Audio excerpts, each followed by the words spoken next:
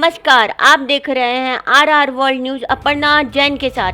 आज are world news में हम चर्चा करेंगे आयुर्वेद के विषय में और आयुर्वेद की क्या भूमिका है भारत देश में और आयुर्वेद का क्या योगदान है भारत देश में। इसके साथ में हमारे साथ में कुछ लोग हैं जो चर्चा करेंगे। हेलो नमस्कार, मैं आरती दुबे। मैं अपना खुद का एक्वेरियम एंड फिशरीज़ का बिज़नेस रन करती हूँ यहाँ जयपुर में। और आज मैं आर वर्ल्ड न्यूज़ के द्वारा आयोजित एक टॉक शो में भाग लेने के लिए आई हुई हूँ, जिसमें हमारा विषय है कि आयुर्वेद और एलोपैथी के बीच में कौन सी पद्धति बेहतर और प्रमाणिक है। इसमें मेरे साथ और भी महिलाएं भाग ले रही हैं। तो आइए हम चर्चा करते हैं एक ऐसे योग गुरु की जिन्होंने भारत को का काफ़ी योगदान है, जिनका खासकर योग और आयुर्वेद के क्षेत्र में। बाबा रामदेव, जिनको स्वामी रामदेव भी कहा जाता है, एक अच्छे योग गुरु और पतंजलि आयुर्वेद लिमिटेड के संस्थापक हैं। उन्होंने भारत में योग का प्रचार किया। बाबा रामदेव ने भारत में न केवल भारत में भी लोकप्रिय किया, बल्कि दुनिया भर में भी उन्होंने आयुर्वेद को लोकप्रिय किया है। उन्होंने योग के लाभों के बारे में लोगों को शिक्षित करने के लिए कई योग शिविरों का सत्र का आयोजन किया है और इसे हर किसी के लिए सुलभ बनाया है। भारत में विभिन्न प्रकार की आयुर्वेदिक दवाएं बनाई हैं और बाबा रामदेव ने पतंजलि आयुर्वेद लिमिटेड की स्थापना की, जो आयुर्वेदिक दवाओं, हर्बल्स उत्पादों और सौंदर्य प्रसाधनों की एक विस्तृत श्रृंखला का उत्पादन करती है। आज आयुर्वेद भारत में सबसे बड़ी आयुर्वेदिक कंपनियों में से एक बन गई है और देश में आयुर्वेदिक उद्योग के विकास में योगदान दिया है। बाबा रामदेव देश में शिक्षा, स्वास्थ्य देखभाल और पर्यावरण संरक्षण जैसी कई सामाजिक कार्यों में शामिल हैं। उन्होंने इन कार्यों का समर्थन करने के लिए स्कूलों, अस्पतालों और योग केंद्रों सहित कई संस्थानों की स्थापना की है। भारत में स्वदेशी को बढ़ावा देने के लिए बाबा रामदेव का काफ़ी बड़ा योगदान रहा है। आयुर्वेद को फिर से भारत में एक जगह देना और विश्व के अंदर उसकी एक अलग ही पहचान बनाने में बाबा रामदेव का बहुत ही बड़ा योगदान रहा है। बाबा रामदेव स्वदेशी ब्रांड पतंजलि भारतीय उत्पादों के उपयोग को बढ़ावा देते हैं और भारतीय अर्थव्यवस्था को बढ़ाने में मदद करते हैं। भारतीय अर्थव्यवस्था में बाबा रामदेव का बहुत बड़ा योगदान रहा है। पतंजलि आयुर्वेद लिमिटेड सहित बाबा रामदेव के उद्यमों ने भारतीय अर्थव्यवस्था में काफ़ी योगदान दिया है। कंपनी ने हज़ारों लोगों के रोजगार के अवसर प्रदान किए हैं और देश में छोटे पैमाने पर उद्योगों के विकास को बढ़ावा देने में मदद की है। और जिससे कि अगर हम आयुर्वेद में जाने तो आयुर्वेद को भी उन्होंने फिर से वही मुकाम दिलाया है जो पहले था। तो आयुर्वेद की बहुत बड़ी समर्थक हूँ और इसी वजह से मैं बाबा रामदेव की भी बहुत बड़ी फ़ैन हूँ। उनकी पद्धति की, जो वो हमें अपनी योग की क्रियाएं बताते हैं और उसके द्वारा वो कई बड़े से बड़े असाध्य रोगों को भी सही कर चुके हैं, जिसका मैंने साक्षात प्रमाण टीवी पर और उनका हरिद्वार में भी एक बार मैं गई हुई हूँ पतंजलि योगाश्रम में, मैंने देखा है। वो कोई भी उनके उसमें बनावट या ऐसा कुछ भी नहीं है कि वो हमें किसी चीज़ में धोखा दे रहे हैं। वो हमारे सामने ही योग क्रियाओं से लोगों को एकदम बेहतर बना देते हैं। असाध्य से असाध्य रोग भी उन्होंने ठीक करा हुआ है और उनके पास कुछ ऐसी जड़ी बूटियाँ और आयुर्वेदिक पद्धति से बनाई हुई औषधियाँ हैं उनकी, जो कि बिना किसी साइड इफ़ेक्ट के बहुत सारे लोगों को पूरे वर्ल्ड में ठीक कर चुकी हैं। और योग तो है ही, जो वो सिखाते हैं सारी दुनिया को बिना किसी लालच या उसके, वो फ्री में योग की सारी क्रियाएं बताते हैं। योग का अनुलोम विलोम, और उनका अनुलोम विलोम तो मैं खुद भी करती हूँ, कपालभाति अनुलोम विलोम मैं खुद भी करती हूँ और मेरे को इससे कई चीज़ों में बहुत बड़ी राहत मिली है। तो मैं तो योग और आयुर्वेद की पद्धति से पूरी तरह से सहमत हूँ और इसका कोई साइड इफ़ेक्ट नहीं होता, जैसे एलोपैथी की दवाओं का साइड इफ़ेक्ट होता है। इसमें कोई साइड इफ़ेक्ट नहीं होता, आप सिर्फ बेहतर होते हैं। हालांकि टाइम थोड़ा सा ज़्यादा लगता है, पर पूरी तरह से इंसान स्वस्थ हो जाता है आयुर्वेद से। आयुर्वेद के द्वारा भारतवासी एक स्वस्थ जीवन शैली अपना सकते हैं। यही संदेश भारतीयों ने अभी पिछले 5-6 सालों में भारतीयों ने ये संदेश विश्व में सब जगह पर पहुंचाया है। बाबा रामदेव के प्रयासों ने एक स्वस्थ जीवन शैली को बढ़ावा देने और आयुर्वेद पर अनुसंधान के विकास का समर्थन करने में मदद की है। बाबा रामदेव ने आयुर्वेद पर कई शोध परियोजनाओं की शुरुआत की है ताकि इसकी प्रभावशीलता मान्य हो सके और विभिन्न बीमारियों के लिए नए उपचार विकसित किए जा सकें। उनके प्रयासों ने आयुर्वेद को मुख्य धारा के स्वास्थ्य सेवा प्रणाली के रूप में बढ़ावा देने में मदद की है। आज उनके बताए गए आयुर्वेद के नुस्खों से तथा भारत की पतंजलि योग दर्शन की पद्धति के द्वारा विश्व के कई लोग, ज़्यादातर लोग लाभान्वित हुए हैं और सभी लोग इस पद्धति को अपना रहे हैं। उन्होंने सार्वजनिक स्वास्थ्य के लिए योग को बढ़ावा दिया है। बाबा रामदेव स्वास्थ्य सेवाओं में काफ़ी सक्रिय रहे हैं। बाबा रामदेव ने कई मुफ्त में योग शिविर आयोजित किए हैं जो सभी आयु समूहों और पृष्ठभूमि के लोगों को लक्षित करते हैं। उन्होंने स्वदेशी फसलों को प्रोत्साहित किया है। बाबा रामदेव ने छोटे पैमानों पर किसानों का समर्थन करने और पारंपरिक फसलों के संरक्षण में मदद की है। उन्होंने स्वच्छ भारत अभियान को बढ़ावा दिया है। बाबा रामदेव स्वच्छ भारत अभियान में सक्रिय रूप से शामिल हैं, जो कि भारत में एक महत्वपूर्ण अभियान है। उन्होंने सफाई ड्राइव आयोजित करके और पर्यावरण के अनुकूल उत्पादों के उपयोग को बढ़ावा देने का समर्थन किया है।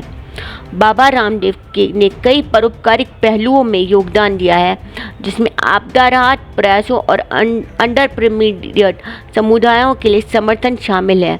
उन्होंने दिव्या योग मंदिर ट्रस्ट की स्थापना की है, जो कि ज़रूरतमंद लोगों को मुफ्त स्वास्थ्य देखभाल और शिक्षा सेवाएं प्रदान करती है।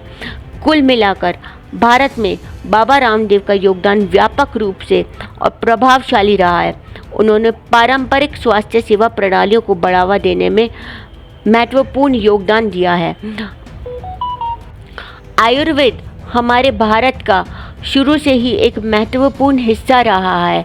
हमारे सभी संस्कारों में, खाने में, पीने में, भारतीयों में आयुर्वेद को हर जगह पर अपनाया गया है। पिछले कई सालों में अंग्रेज़ी दवाइयों के आने से काफ़ी कुछ लोगों में बदलाव आया था, किंतु अब वापस से लोग पुरानी पद्धति पर आ रहे हैं और आयुर्वेद को अपना करके स्वस्थ जीवन शैली अपना रहे हैं।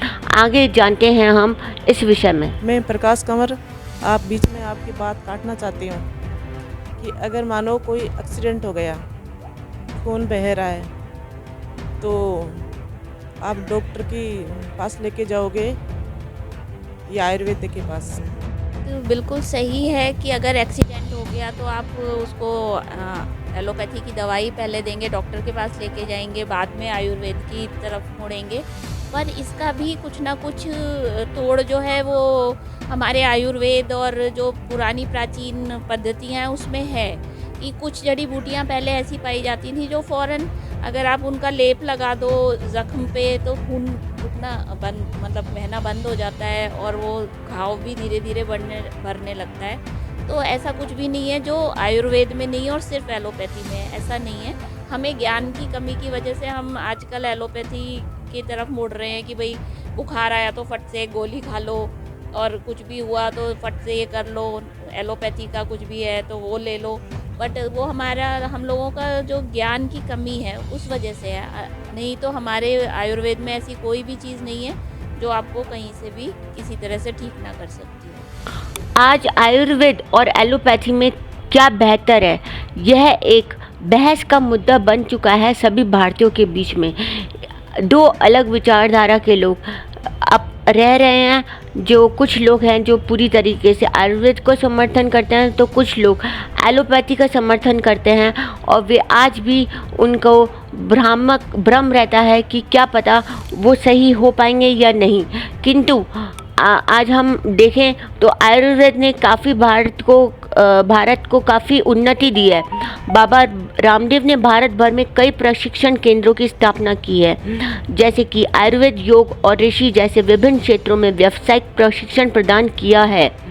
बाबा रामदेव ने कौशल विकास को प्रोत्साहित किया है, जिस वजह से हम मान सकते हैं कि आयुर्वेद की एक बहुत ही महत्वपूर्ण भूमिका है। इन केंद्रों ने स्थानीय कार्यबल के कौशल को बेहतर बनाने और उद्यमशीलता को बढ़ावा देने में मदद की है। बाबा रामदेव आयुर्वेदिक शिक्षा को बढ़ावा दिया है क्योंकि वे कहीं ना कहीं जानते थे कि जैसे जैसे भारत में आयुर्वेद का उत्थान होगा तो वह किसी न किसी तरीके से भारत के उत्थान में बहुत ही बड़ा योगदान देगा। भारत में आयुर्वेदिक शिक्षा को बढ़ावा देने के लिए बाबा रामदेव ने कई परियोजनाएं शुरू की है। वो ये समझते हैं कि आयुर्वेद जितनी ज़्यादा जड़ें अपनी भारत देश में फैलाएगा उतना ही भारत उन्नति की तरफ अग्रसर होगा।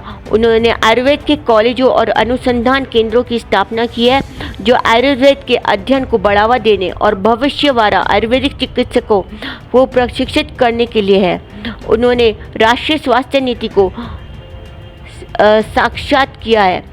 भारत की राष्ट्रीय स्वास्थ्य नीति तैयार करने में बाबा रामदेव का बहुत बड़ा हाथ है। उन्होंने पारंपरिक स्वास्थ्य सेवा प्रणालियों के उपयोग पर निष्पादन प्रदान किया और निवारक स्वास्थ्य देखभाल उपायों को बढ़ावा दिया है। बाबा रामदेव ने अंतर्राष्ट्रीय योग दिवस की स्थापना की है। उन्होंने 21 जून को संयुक्त योग दिवस की घोषणा की और घोषणा में एक महत्वपूर्ण भूमिका निभाई है।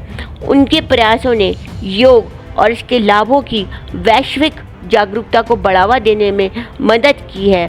बहुत कुछ इतने सारे स्टेप्स लेने के बाद में हम समझ सकते हैं कि विश्व भर में आज भारत एक योग गुरु के तरह से पहचाना जा रहा है। बाबा रामदेव ने गाय संरक्षण के लिए बहुत बड़ा प्रयास किया है। गाय जिसको हम आज भी भारत में एक माता के रूप में पहचाना जाता है और हिंदू धर्म ग्रंथों में गाय को एक इष्ट के रूप में माना जाता है। बाबा रामदेव गाय सुरक्षा के लिए एक आगे आए और गाय आधारित उत्पादों जैसे कि दूध, घी और गाय मूत्र के उपयोग को बढ़ावा दिया है।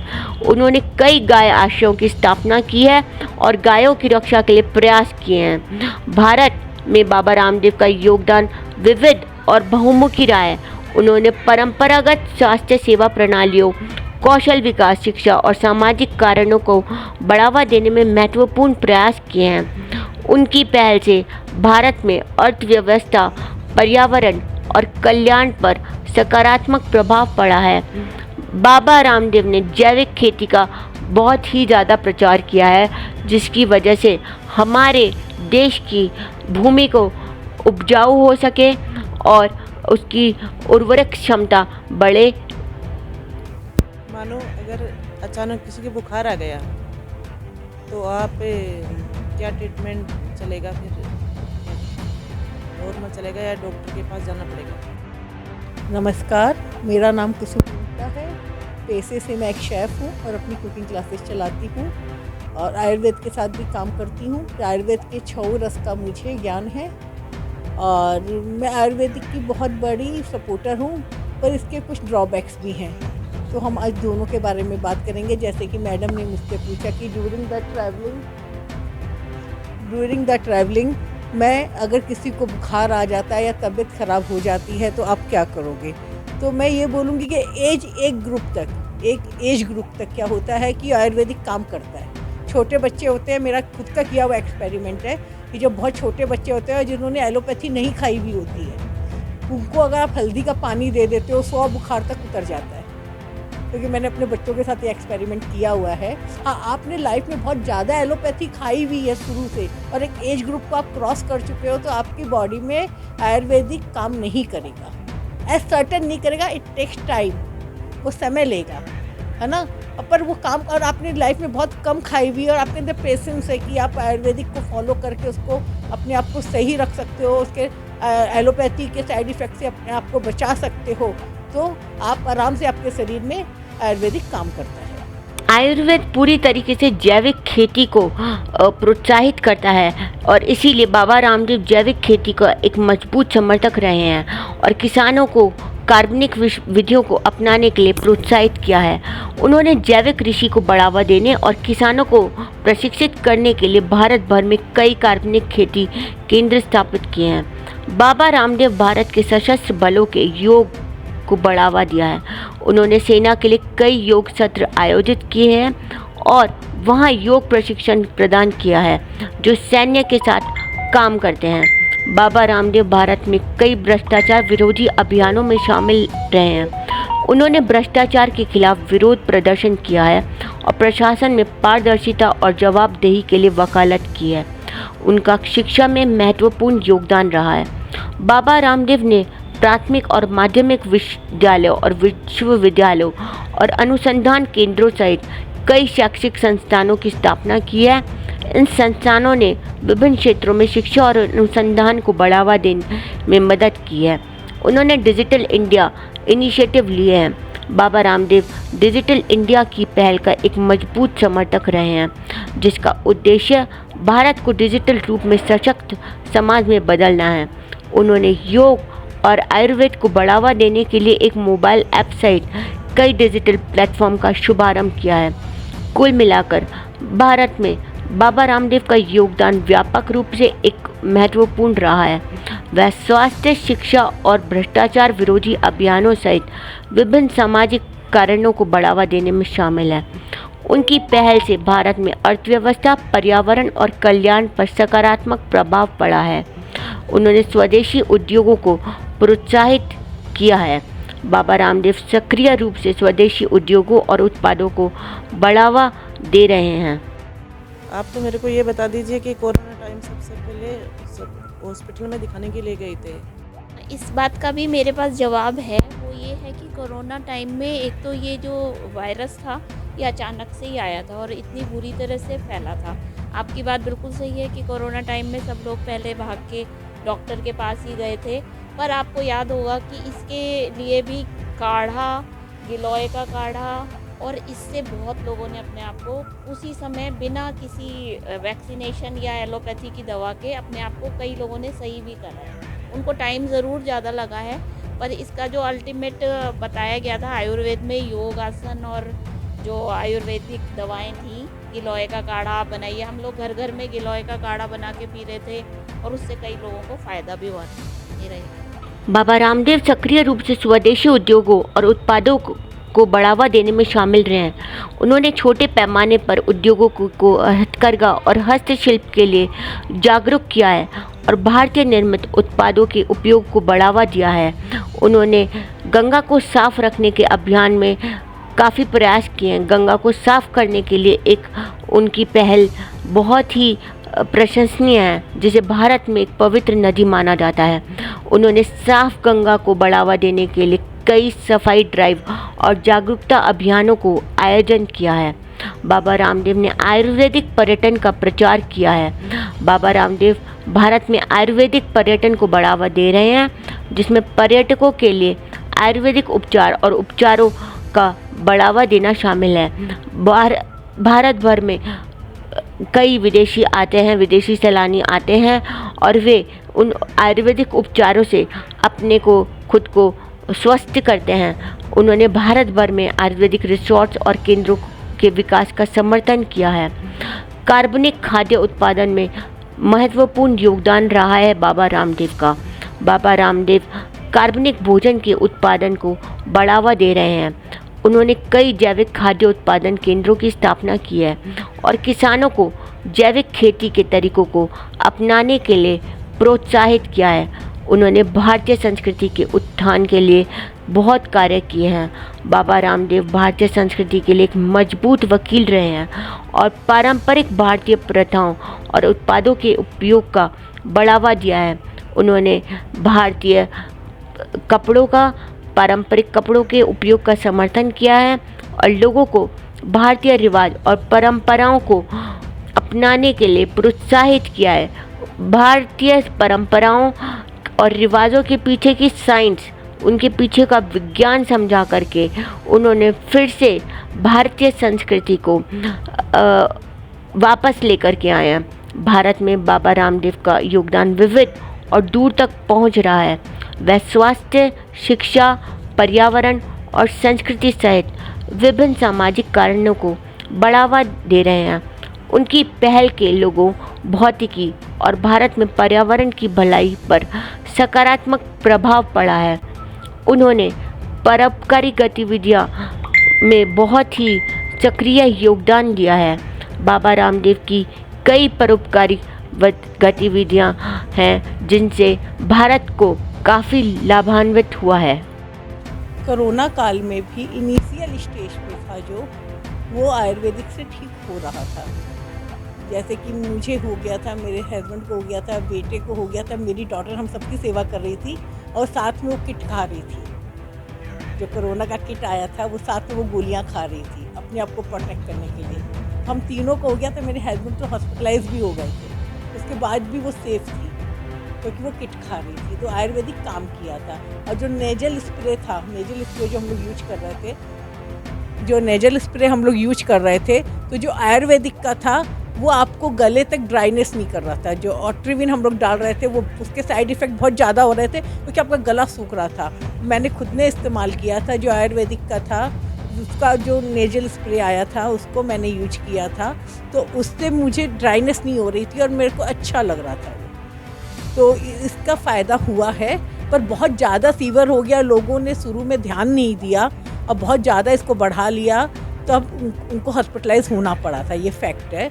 पर मतलब क्या इनिशियल स्टेज पे लोग ठीक होके आए थे। बाबा रामदेव को कई परोपकारी गतिविधियों में शामिल किया गया है, जिसमें धर्मार्थ ट्रस्ट और नींव की स्थापना शामिल है। उन्होंने शिक्षा, स्वास्थ्य देखभाल और आपदा राहत सहित विभिन्न सामाजिक कार्यों में वित्तीय सहायता प्रदान की है। पर्यावरण संरक्षण में उनका विशेष योगदान रहा है। बाबा रामदेव पर्यावरण संरक्षण गतिविधियों में सक्रिय रूप से शामिल किए गए हैं। उन्होंने पेड़ों के रोपण का समर्थन किया है और पर्यावरण जागरूकता को बढ़ावा देने के लिए अभियान शुरू किए हैं। स्वदेशी के लिए प्रयत्न किए हैं। बाबा रामदेव स्वदेशी के लिए एक मजबूत समर्थक रहे हैं, जिसमें भारतीय निर्मित उत्पादों और उद्योगों को बढ़ावा देना शामिल है। उन्होंने भारतीय उत्पादों के उपयोग का समर्थन किया है और लोगों को स्थानीय रूप से निर्मित उत्पादों को खरीदने के लिए प्रोत्साहित किया है। योग और आयुर्वेद को बढ़ावा दिया है। बाबा रामदेव भारत और दुनिया भर में योग और आयुर्वेद को बढ़ावा दे रहे हैं। उन्होंने कई योग और आयुर्वेदिक केंद्रों की स्थापना की है और उन्होंने हजारों योग शिक्षक और आयुर्वेदिक चिकित्सकों को प्रशिक्षित किया है। खेल में उनका बहुत बड़ा योगदान रहा है। बाबा रामदेव भारत में खेल को बढ़ावा देने में शामिल हैं, खासकर पारंपरिक खेल जैसे कि कबड्डी, कुश्ती। उन्होंने कई खेल आयोजनों को प्रायोजित किया है और युवाओं को खेल में भाग लेने के लिए प्रोत्साहित किया है। कुल मिलाकर भारत में बाबा रामदेव का योगदान विविध और महत्वपूर्ण रहा है। वह शिक्षा, स्वास्थ्य देखभाल, पर्यावरण और संस्कृति सहित विभिन्न सामाजिक कारणों को बढ़ावा देने में शामिल है। उनकी पहल से लोगों, भौतिकी और भारत में पर्यावरण की भलाई पर सकारात्मक प्रभाव पड़ा है। ग्रामीण विकास के लिए उन्होंने बहुत प्रयत्न किए हैं। भारत में ग्रामीण विकास को बढ़ावा देने में बाबा रामदेव सक्रिय रूप से शामिल किए गए हैं।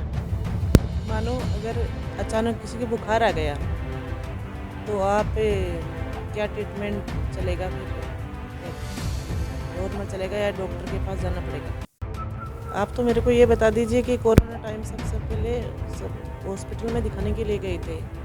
आम स्थिति में लोग कोरोना की वैक्सीन लगा के ही ठीक हुए हैं।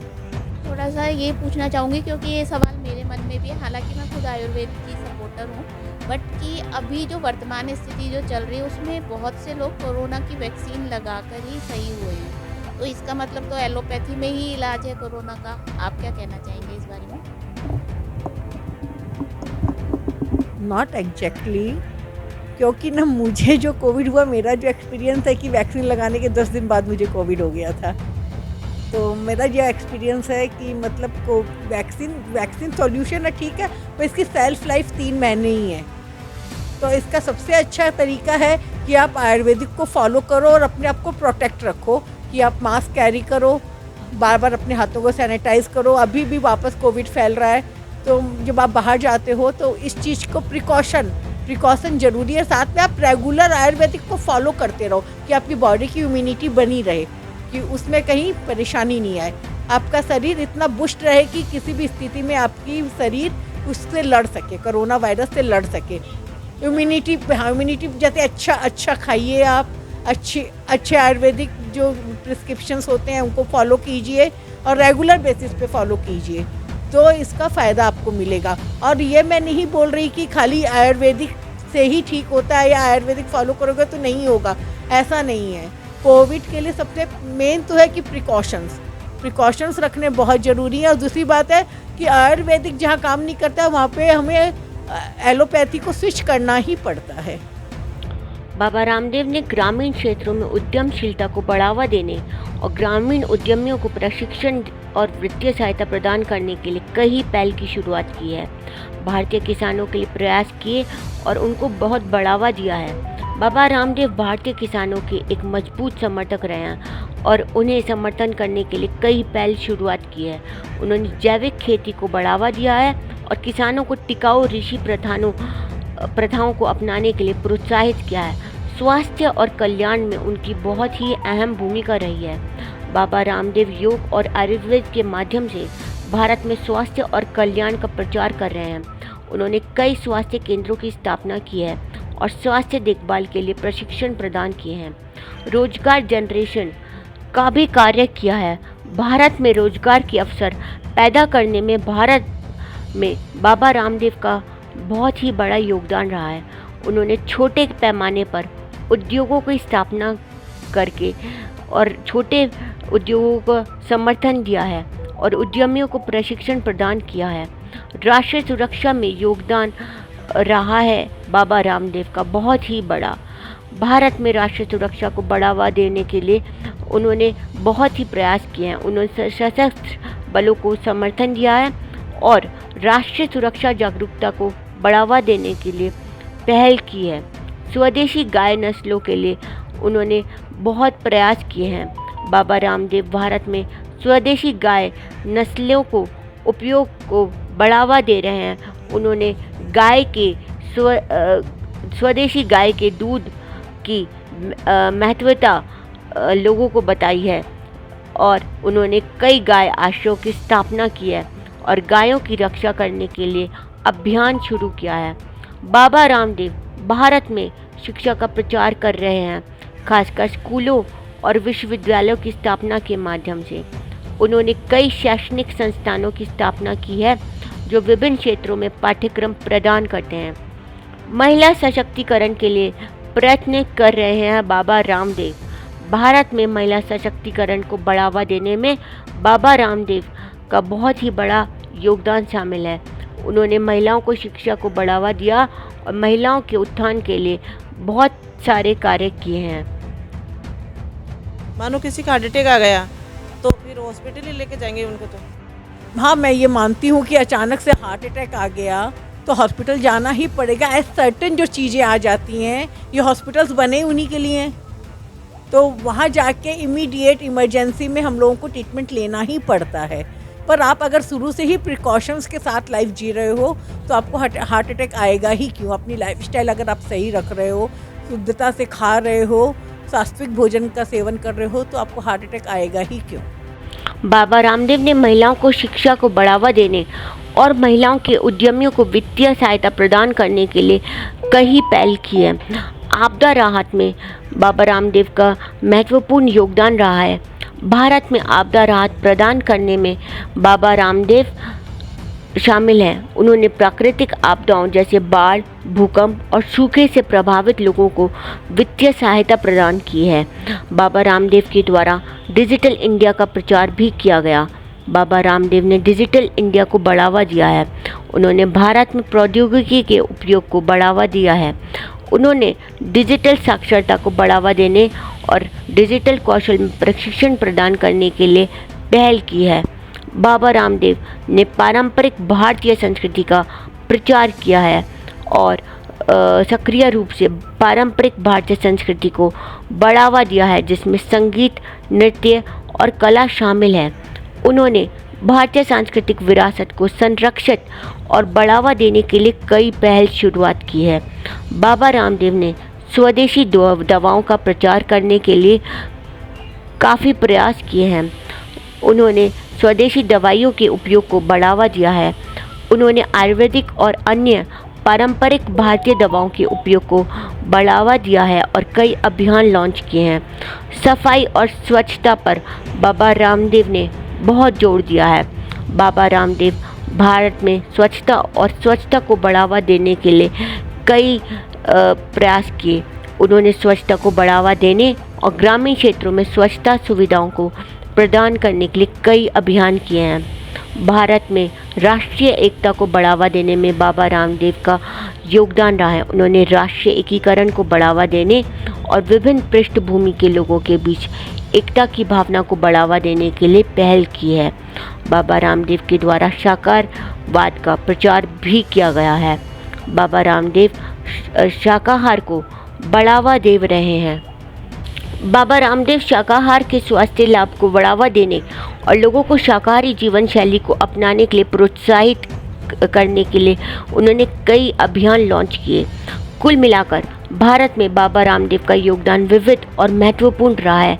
वह विभिन्न संस्कृति, स्वदेशी दवाइयाँ, सफाई, राष्ट्रीयता और शाकाहार के प्रचार सहित विभिन्न सामाजिक कारणों को बढ़ावा देने में प्रयास कर रहे हैं। उनकी पहल से लोगों, पर्यावरण और भारत की सांस्कृतिक विरासत के कल्याण पर सकारात्मक प्रभाव पड़ा है। बाबा रामदेव भारत में खेल को बढ़ावा देने के लिए बहुत से प्रयास कर रहे हैं। उन्होंने पारंपरिक भारतीय खेल को बढ़ावा देने और लोगों को एक स्वस्थ और सक्रिय जीवन शैली को अपनाने के लिए प्रोत्साहित करने के लिए कई प्रयास किए हैं। भारत में पर्यावरण संरक्षण को प्रोत्साहित करने में उनकी अहम भूमिका रही है। उन्होंने पर्यावरण के अनुकूल प्रथाओं को बढ़ावा देने और पर्यावरण की रक्षा के लिए कई अभियान लॉन्च किए हैं। बाबा रामदेव भारत में परोपकारी गतिविधियों को शामिल किया। उन्होंने उदारता से विभिन्न कारणों से दान दिए हैं, जिसमें शिक्षा, स्वास्थ्य और देखभाल और आपदा राहत शामिल हैं। बाबा रामदेव भारत में सामाजिक न्याय को बढ़ावा देने का भी कार्य कर रहे हैं। उन्होंने समुदायों के अधिकारों को बढ़ावा देने और वंचित पृष्ठभूमि से लोगों को समर्थन प्रदान करने के लिए कई पहल की है। स्वदेशी को बढ़ावा देने और स्थानीय स्तर में उत्पादित उत्पादों को उपयोग को बढ़ावा देने में उनकी अहम भूमिका रही है। उन्होंने स्वदेशी वस्तुओं को बढ़ावा देने और स्थानीय रूप से उत्पादित सामान खरीदने के लिए कई प्रोत्साहन किया और कई अभियान लॉन्च किए हैं। अगर किसी के 104 बुखार है तो आप एलोपैथिक लोगे कि आयुर्वेदिक?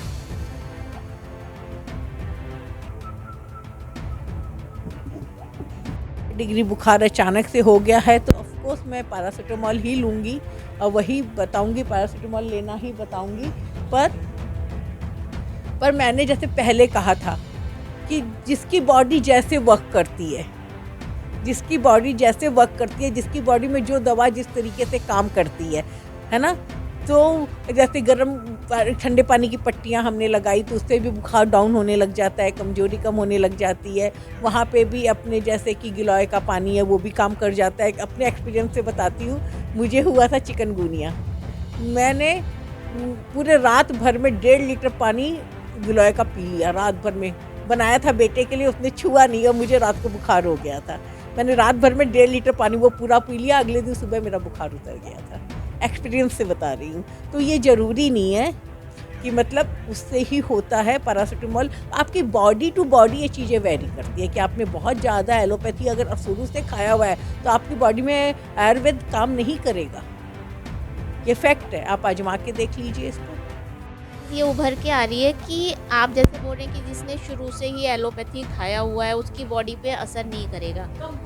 हाँ, जो भी आप बोल रहे हो, पर आजकल का जो अपना लाइफस्टाइल जो भी है तो इसमें तो सब लोग शुरू से ही एलोपैथी मतलब ये क्रोसिन और ये सारी चीज़ तो घर में ऐसी नॉर्मल हो गई कि बस जैसे टॉफ़ी खाते हैं ऐसे बेटा बुखार है तो क्रोसिन, बदन टूट रहा है तो क्रोसिन खा लो, है ना। तो हर एक के शरीर में एलोपैथी की दवाएँ तो भरी हुई हैं।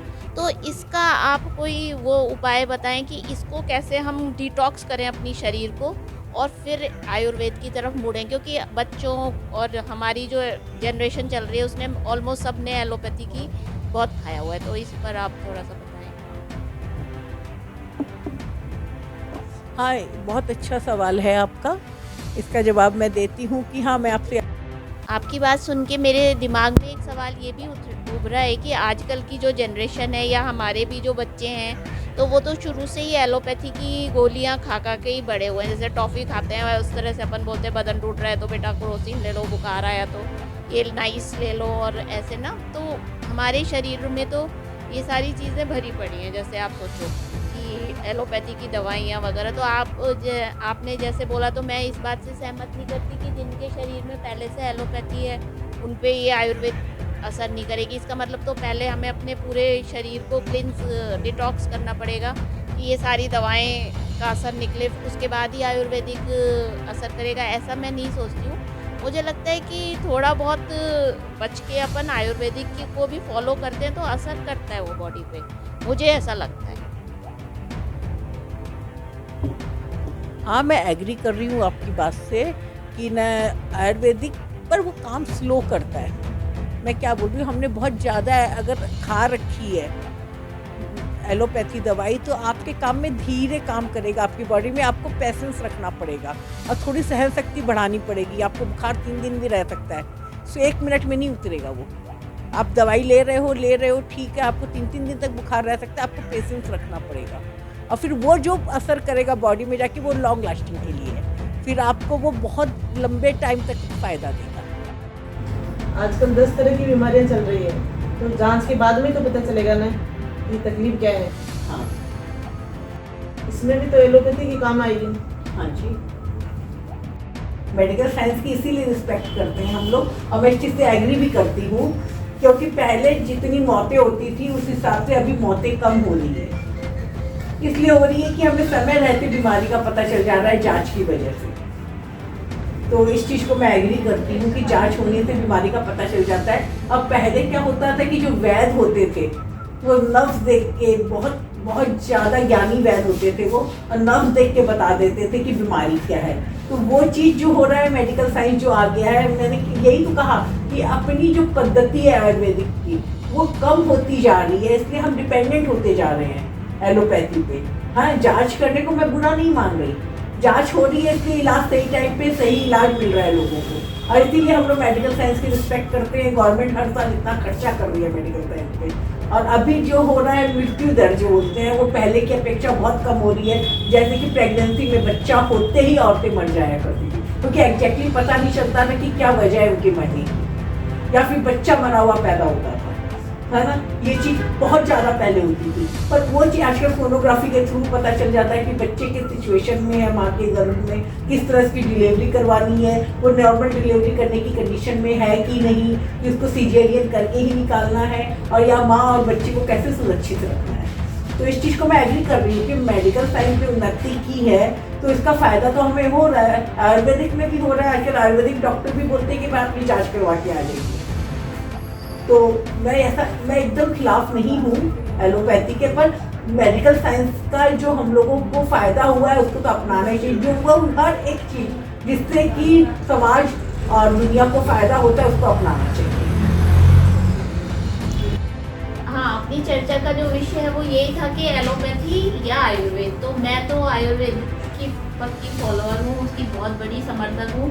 आप देखो पहले तो हॉस्पिटल्स में जाते ही नहीं थे हम लोग, घरों में ही बच्चे होते थे सबके, और हमारी जो आपका वो पूर्वजों की जो सिखाया हुआ दाइयाँ होती थी जो वो घर में आके आपको कैसा भी कठिन से कठिन भी डिलीवरी करा देती थी। तो अपन लोगों का ये कि आजकल आम जो अपन लोग हैं वो अपने रूट्स को और अपनी जो है ना परंपराओं को भूल के ज़्यादा से ज़्यादा वेस्टर्नाइजेशन की तरफ जा रहे हैं कि हर चीज़ के लिए हॉस्पिटल में पहुंचो, हर चीज़ के लिए डॉक्टर के पास पहुंचो। जबकि ये है कि आयुर्वेद में अपन अगर जड़ी बूटियाँ या जो भी फॉलो करो, घरेलू चीज़ें आजकल बहुत सारी चीज़ें होती है, उनको फॉलो करके अपन घर में ही बहुत कुछ अपने आप को सही कर सकते हैं। हर बात के लिए जाने की अपने को ज़रूरत नहीं है, अपन डिपेंडेंट हो गए हैं उनके ऊपर, एक्चुअली एलोपैथी के ऊपर। ये सारा वेस्टर्नाइज कल्चर जो अपने ऊपर थोप दिया गया ना, उसी का नतीजा है कि बच्चे भी आजकल कुछ नहीं जानते जड़ी बूटियों के बारे में और सीधा दवाओं के पीछे।